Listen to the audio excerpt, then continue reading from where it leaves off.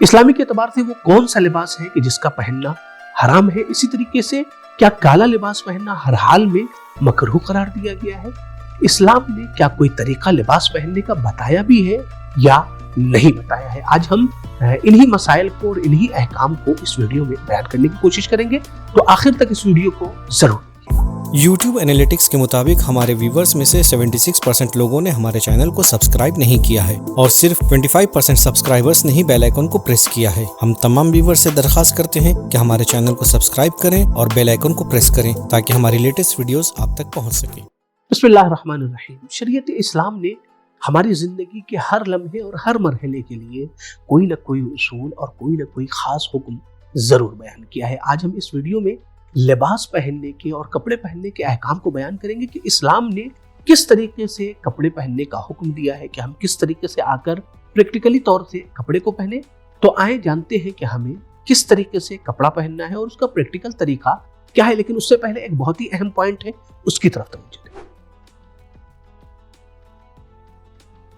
اسلام نے لباس کے سلسلے سے کوئی خاص ڈیزائن یا کوئی خاص شکل یا اسٹائل وغیرہ معین نہیں کی ہے کہ آپ کرتا پہنے یا پیجامہ پہنے یا شرٹ پہنے یا کوئی اور لنگی یا کوئی بھی آپ دوسرا لباس پہنے، بلکہ ہاں اس کے لیے کچھ خاص اصل اور خاص احکام بیان کیے۔ ان احکام اور ان اصول کی پابندی کرتے ہوئے آپ کوئی بھی لباس پہن سکتے ہیں۔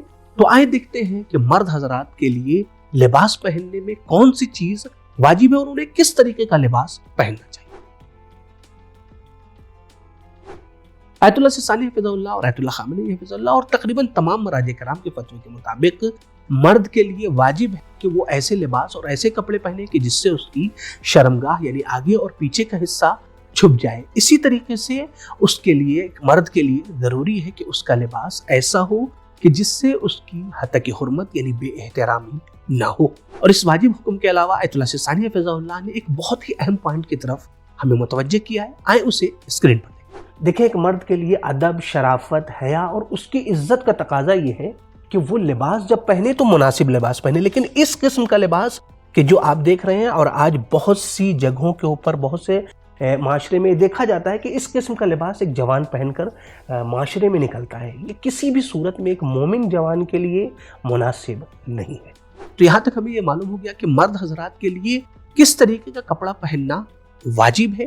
خواتین کے سلسلے سے بھی کچھ اہم احکام ہیں، لیکن آج ہم اس ویڈیو میں اسے بیان نہیں کریں گے، اس لیے کہ ان کے خاص احکام ہیں۔ حجاب کے سلسلے سے انہیں کس طریقے کا کپڑا پہننا ہے اسے انشاءاللہ ایک الگ ویڈیو میں بیان کیا جائے گا۔ تو آئیں دیکھتے ہیں کہ پریکٹیکل طریقے سے اسلام نے کیا حکم دیا ہے کہ جب ہم لباس پہنے تو کن کن چیزوں کا ہمیں خیال رکھنا چاہیے۔ آئیں اسے اسکرین پر دیکھیں۔ جب بھی ہم لباس پہنے تو اسلام نے کچھ اہم چیزیں ہیں کہ جس کی طرف توجہ دلائی ہے کہ اگر ہم اس کا خیال رکھیں گے تو اس کا جو فائدہ بیان ہوا ہے، جو اس کا ثواب بیان ہوا ہے، وہ ہمیں حاصل ہو جائے گا۔ یہ کام کرنا ضروری اور واجب تو نہیں ہے، لیکن ہاں افضل اور بہتر ہے۔ دیکھیں، جب بھی لباس پہنے تو سب سے پہلے کیا کرنا ہے آپ کو؟ سب سے پہلے قمیص پہننا ہے۔ قمیص یا کرتا یا شرٹ جو بھی ہو، اوپر کا حصہ پہلے پہنیں گے۔ پھر اس کے بعد اسی عالم میں جب آپ کپڑا پہن رہے ہیں تو ایسی صورت میں آپ کو ایک دعا پڑھنی ہے۔ یہ دعا یہاں پر لکھی ہوئی ہے، اللہم البسنی التقوی وجنبنی الردی۔ یہ ایک دعا ہے، اس دعا کو پڑھنا ہے، ایک چھوٹی سی دعا ہے، اسے یاد کر لیا جائے۔ تو دو چیز ہو گئی۔ تیسری چیز یہ ہے کہ جب بھی لباس پہنے تو داہنی جانب سے شروع کیا جائے قمیص کو پہننا۔ اچھا، پھر اس کے بعد سے یہاں پر اب ایک چیز اہم ہے کہ اب جب آپ نے اوپر کا حصہ پہن لیا ہے پہلے، تو اب اس کے بعد سے نیچے کا حصہ یعنی پیجامہ یا پینٹ پہننی ہے آپ کو۔ اس میں اس بات کا خیال رکھنا ہے کہ آپ کو بیٹھ کر پہننا ہے۔ شرٹ کے سلسلے سے کہیں پر کوئی تاکید نہیں ہے کہ آپ کھڑے ہو کر پہنیں یا بیٹھ کر، لیکن پینٹ کے سلسلے سے اور پیجامے کے سلسلے سے یہ تاکید ہے کہ آپ بیٹھ کر پہنیں۔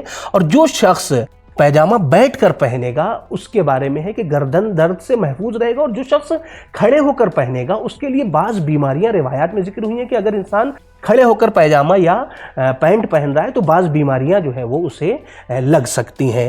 پھر اس کے بعد سے یہ تین چار چیزیں ہو گئی۔ پھر اس کے بعد سے ایک دعا اور ہے کہ جس دعا کے بارے میں تاکید ہے کہ اسے لباس پہنتے وقت پڑھا جائے، جیسا کہ یہاں پر آپ اس دعا کو دیکھ سکتے ہیں۔ دیکھیں، اس دعا کو پڑھنے کی تاکید کی گئی ہے۔ بسم اللہ الرحمن الرحیم، اللہم اجعلہ ثوب یمن و برکت، اللہم ارزقنی فیہ شکر نعمتک وحسن عبادتک والعمل بطاعتک، الحمد للہ الذی रज़क़नी मा अस्तुरु बिही औरती व अतजम्मलु बिही फिन्नास। ये दुआ पढ़ना है, इसकी ताकीद की गई है। ज़रूरी नहीं है कि आप पढ़ें, अगर याद रहे या मुमकिन हो तो पढ़ें, कभी कदार पढ़ लें ताकि इसका सवाब भी ज़िंदगी में हासिल हो जाए। उसके अलावा एक दो और अहम चीज़ है, वो ये कि जब आप लिबास पहन रहे हों तो क़िबला रुख होकर लिबास ना पहने। इसी तरीके से अगर कोई सामने बैठा हुआ है तो उसकी तरफ होकर लिबास ना पहना जाए।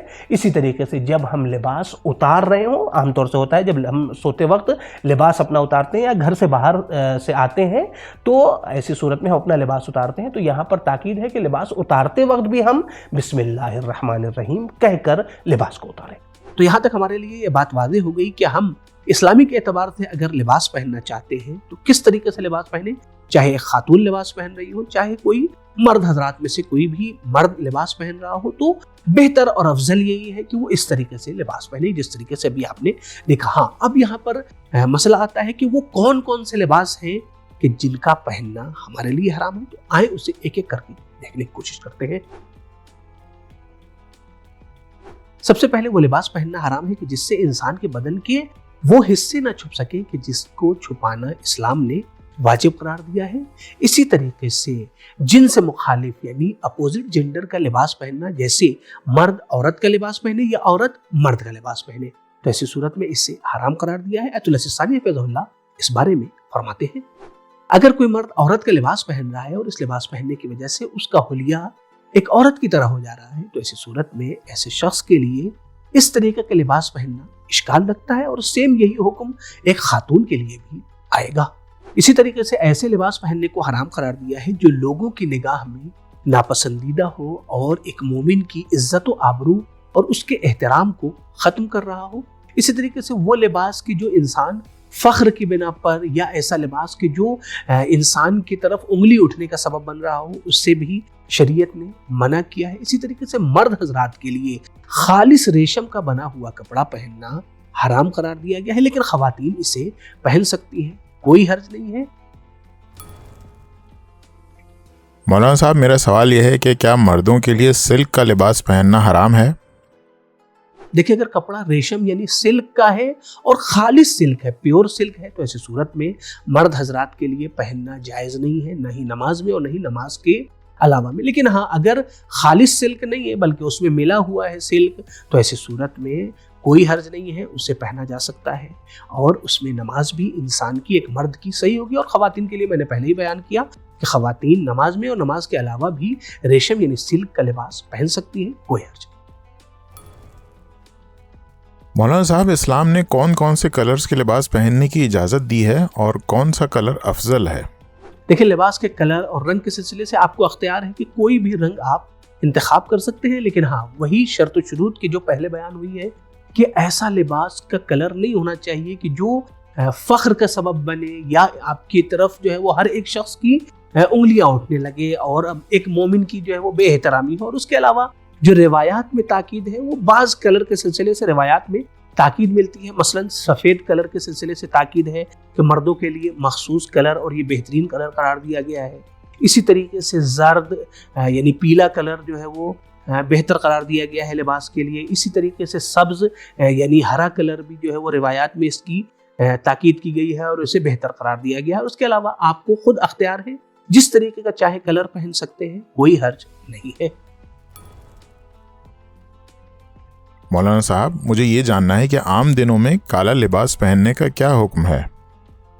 देखिए, अक्सर फुक़हा ने काले लिबास पहनने को मकरूह करार दिया है और ख़ास तौर से नमाज की हालत में अगर कोई इंसान काला लिबास पहन रहा है तो ऐसी सूरत में उसका सवाब कम हो जाएगा। लेकिन हाँ, आयतुल्लाह सिस्तानी हफ़िज़हुल्लाह के फतवे के मुताबिक काले लिबास की कराहियत साबित नहीं है, यानी अगर कोई इंसान आम दिनों में भी काला लिबास पहन रहा है तो आयतुल्लाह सिस्तानी हफ़िज़हुल्लाह के फतवे के मुताबिक मकरूह नहीं है। हत्ता उसमें नमाज भी अगर कोई इंसान पढ़ रहा है तो सवाब में भी कमी नहीं होने वाली।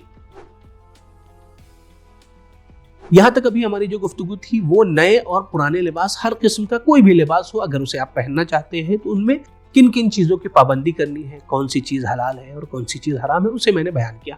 लेकिन अब यहाँ से जो अहकाम बयान हो रहे हैं वो नए लिबास के सिलसिले से हैं। अगर आप कोई नया लिबास लेके आ रहे हैं तो रिवायात में कुछ ताकीद की गई है, कुछ चीज़ें ऐसी हैं کہ جو ائمہ اطہار نے بیان کی ہے، تاکہ آپ نئے لباس کو جب پہنے تو ان امور کی پابندی کریں تاکہ اس کے ذریعے سے زندگی پر بہتر اثر پڑ سکے۔ تو آئے دیکھتے ہیں ایک ایک کر کے کہ ہم جب نیا لباس لائیں تو ہمیں کیا کرنا چاہیے، کن چیزوں کی پابندی کرنی چاہیے۔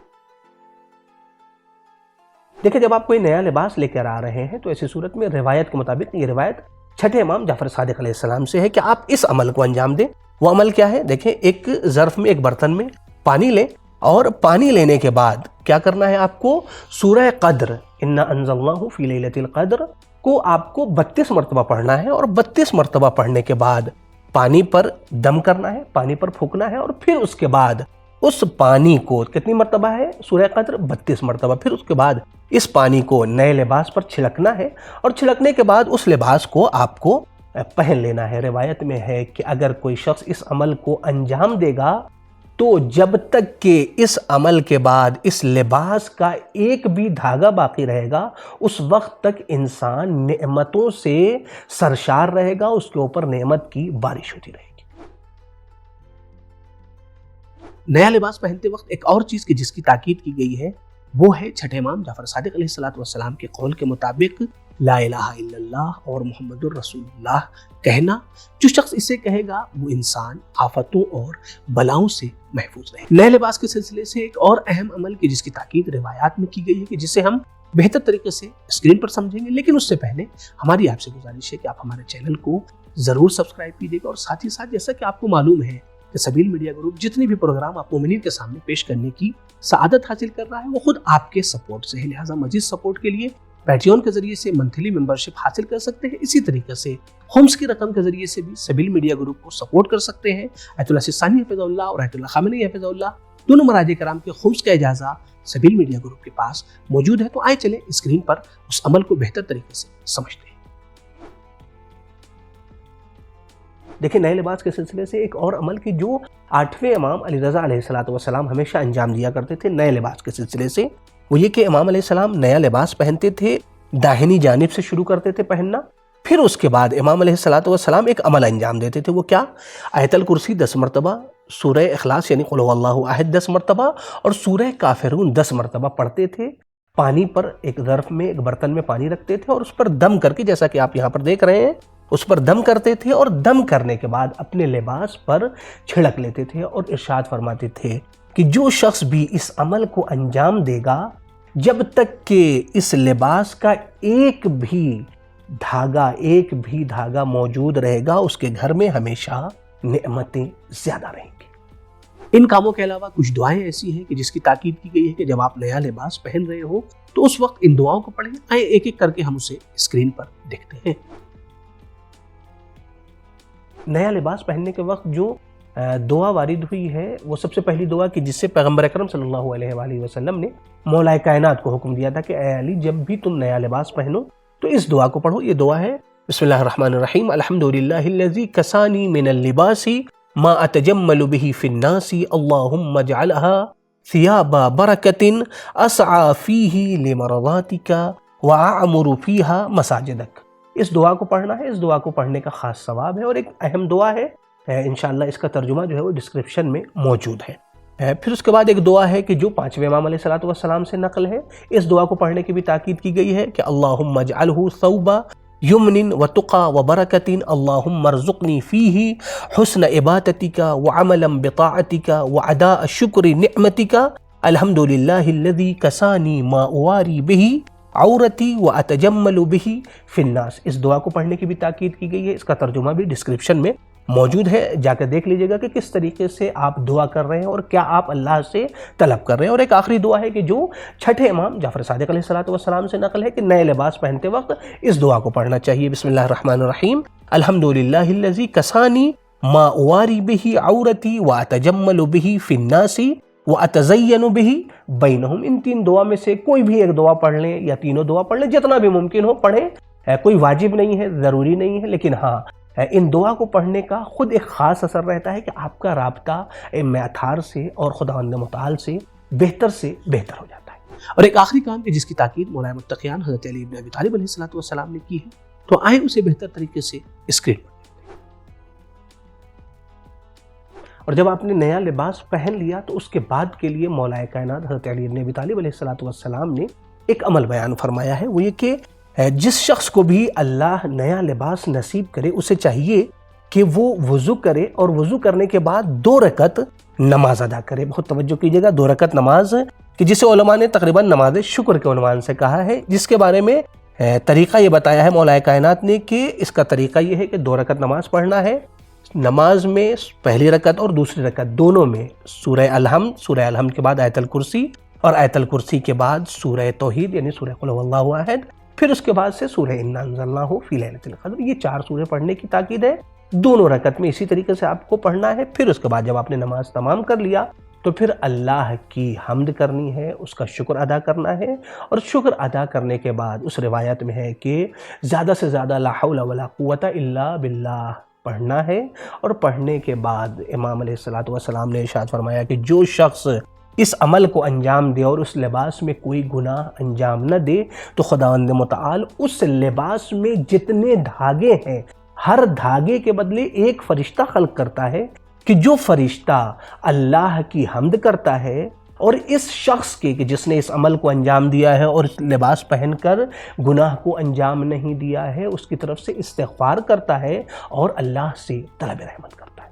تو ناظرین کرام، امید کرتے ہیں کہ یہ ویڈیو آپ کے لیے مفید ثابت ہوگی۔ اسے اپنے دیگر دوستوں کے ساتھ، دیگر مومنین کے ساتھ ضرور شیئر کیجیے گا۔ انشاءاللہ ایک نئے موضوع کے ساتھ پھر سے حاضر ہوں گے۔ خدا حافظ، فی امان۔